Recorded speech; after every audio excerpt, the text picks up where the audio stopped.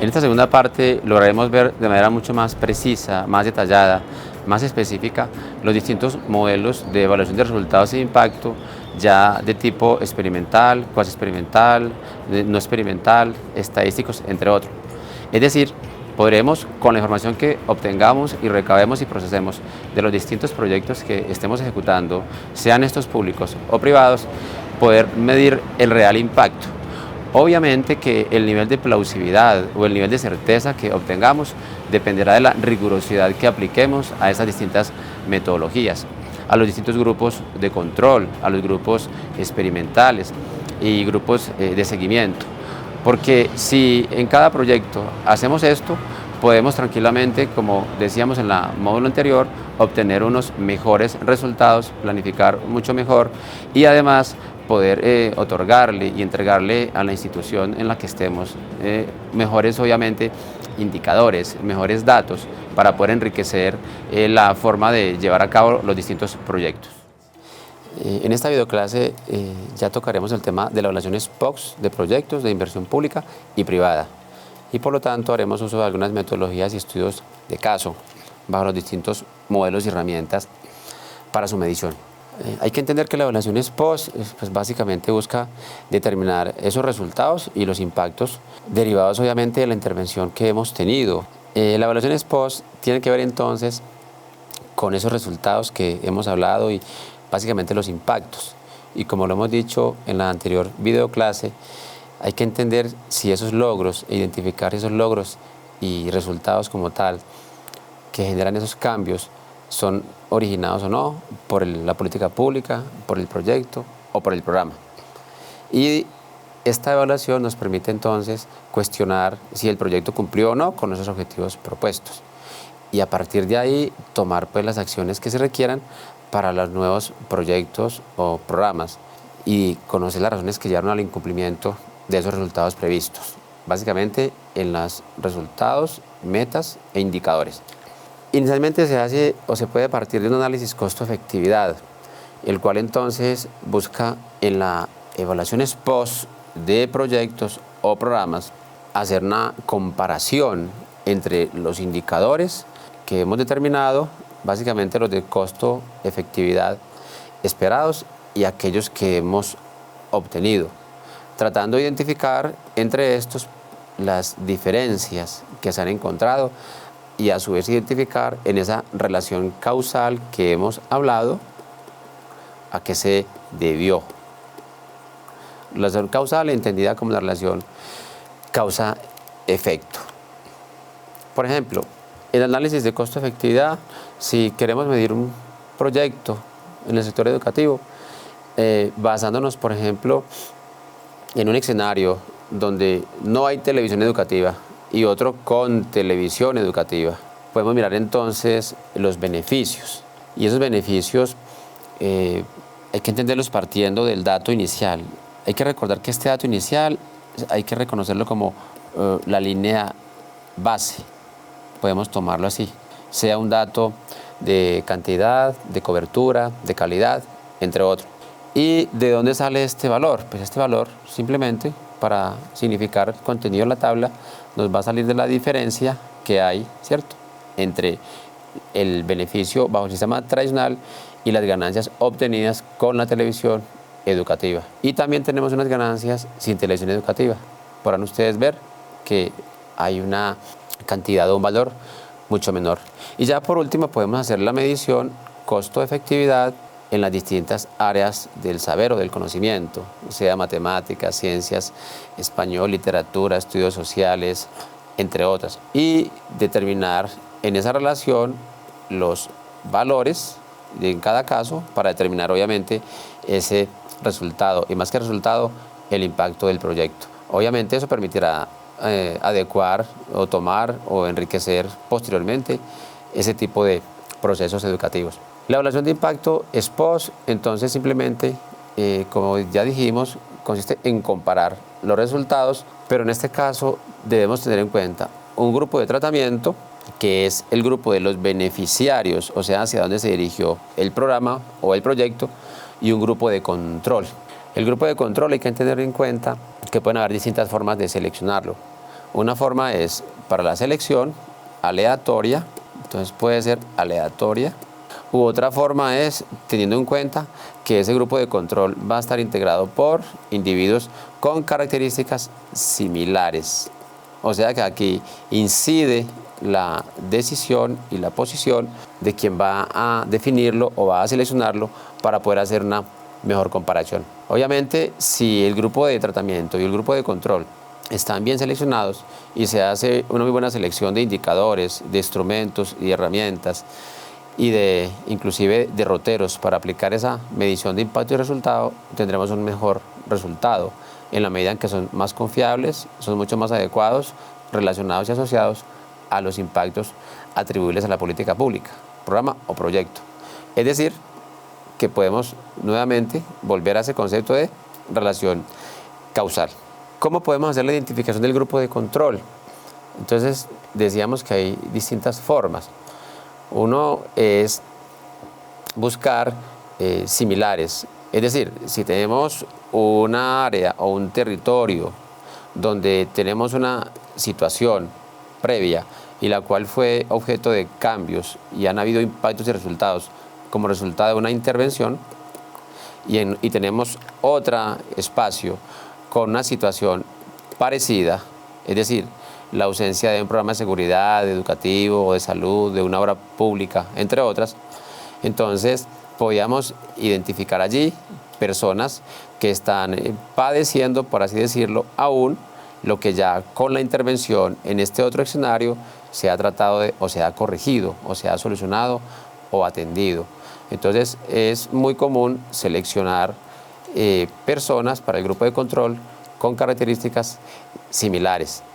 O lo otro, hemos dicho que se haga de manera estadística, seleccionando de manera aleatoria personas para conformar el grupo de tratamiento y el grupo de control con personas ya no seleccionadas, con el sesgo de la decisión de quien las elige o selecciona, sino de manera mucho más aleatoria. O sea, lo que estamos acá observando.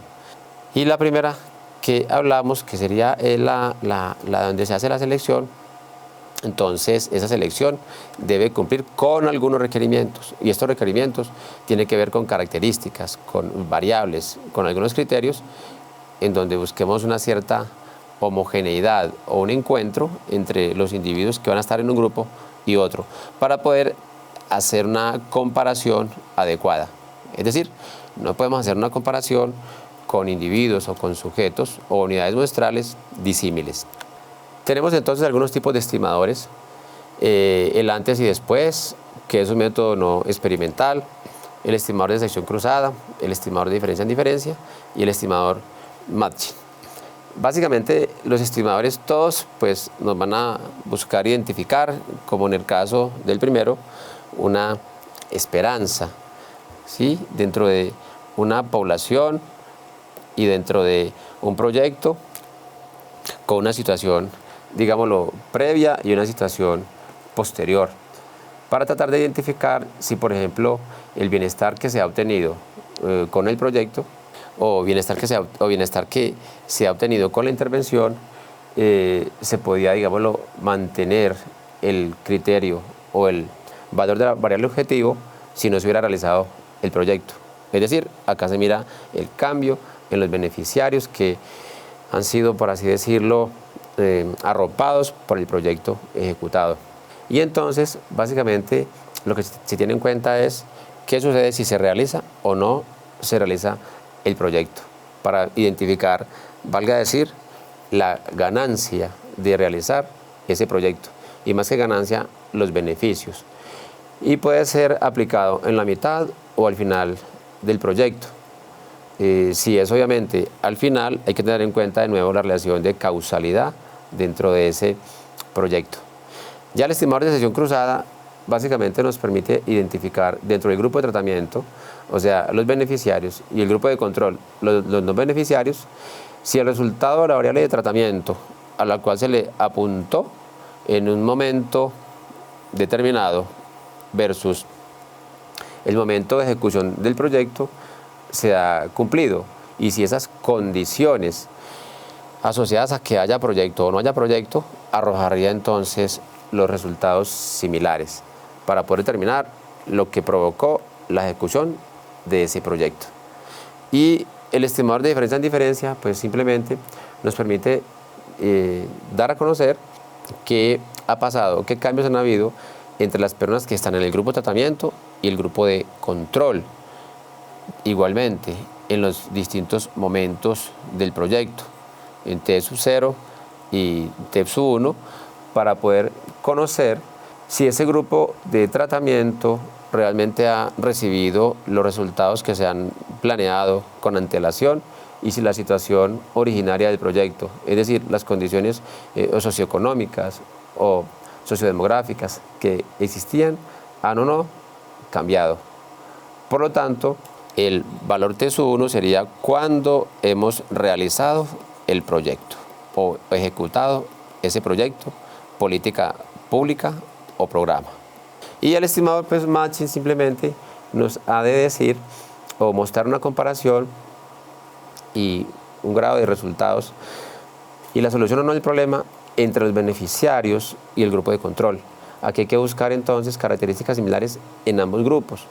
Y debemos tener en cuenta de manera, porque este es de los más aplicados, tener en cuenta si de manera rigurosa ha sido seleccionado cada grupo de tratamiento y grupo de control.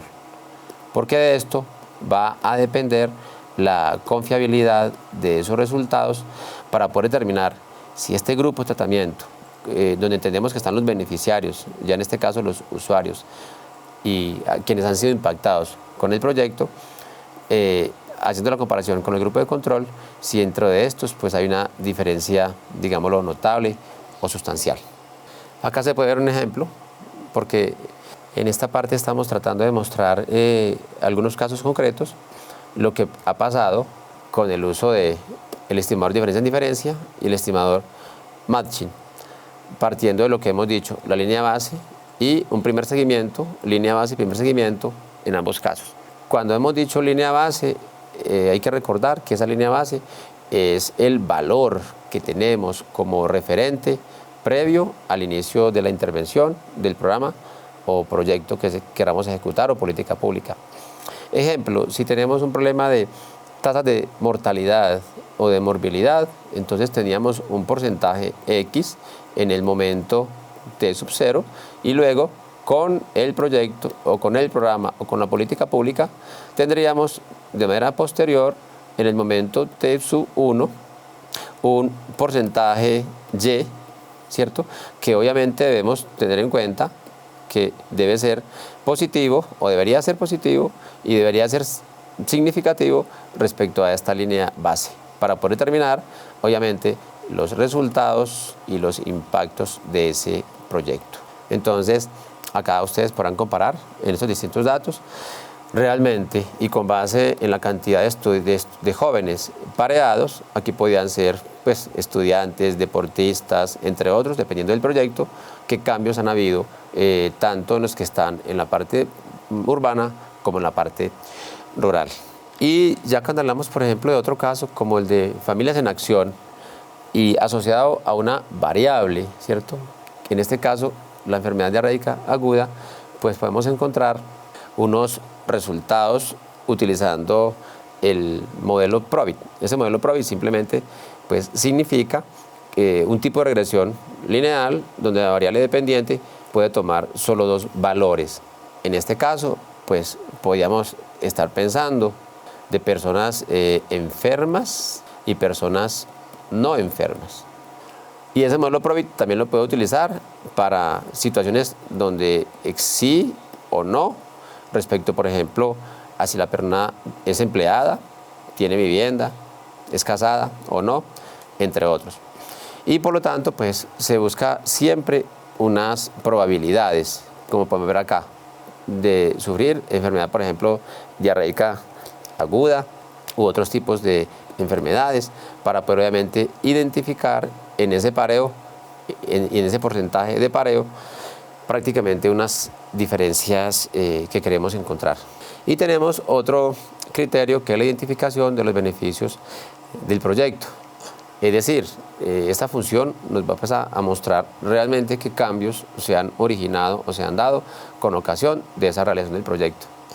Y, por ejemplo, en otro caso, podemos encontrar en distintas alternativas de intervención, y aquí pueden ser distintos objetivos, o pueden ser distintos programas, o distintos inclusive proyectos, los beneficios. En este caso, pues, en concreto podemos ver que el gobierno pues, tiene una pérdida, y esa pérdida puede estar asociada simplemente a una asignación presupuestal, pero en cambio el beneficio de la persona, la familia o el hogar o determinada área es positivo.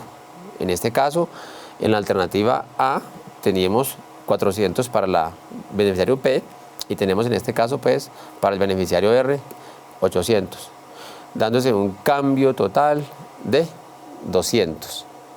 Obviamente, cuando hablamos de 200, pues estamos hablando de la diferencia obtenida entre la intervención del gobierno o lo que pierde el gobierno y el cambio arrojado en la alternativa tanto A, B y alternativa C.